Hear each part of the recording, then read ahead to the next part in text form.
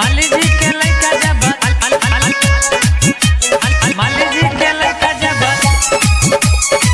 नाही साथ दी रे माली जी के लइका जब रेल दी रे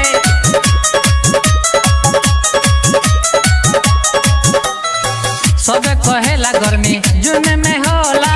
जून में नाही गर्मी खून में होला देखे बुझा सब कहेला गर्मी जून में होला जून में नाही गर्मी खून में होला ढेर बोलबे त कुटी कुटी काट दे हमरे माली जी के लइका जब रेल दी रे तो कोनो जाति नाही साथ दी रे तो माली जी के लइका जब रेल दी रे तो कोनो जाति नाही साथ दी रे तो कोनो जाति नाही साथ दी रे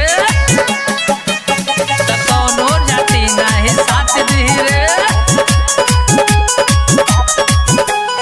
माली जी के लइका के जब चले रंगदारी ढेर जदी बोलबे त हुलिया बिगारी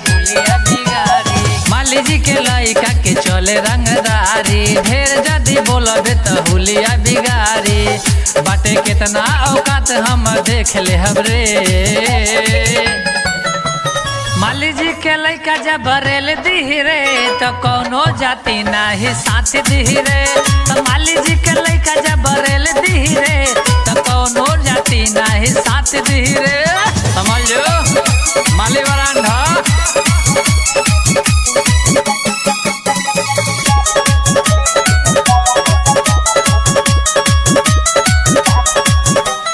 सबका से ज्यादा सुना होला एमे पावर बोला बेजे ज्यादा तो कदे हम निछावर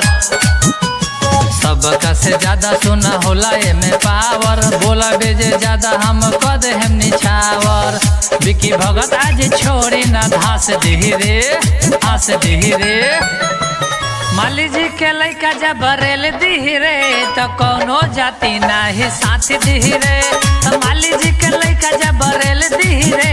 तो कोनो जाति नाही साथ दी रे तो कोनो जाति नाही साथ दी रे।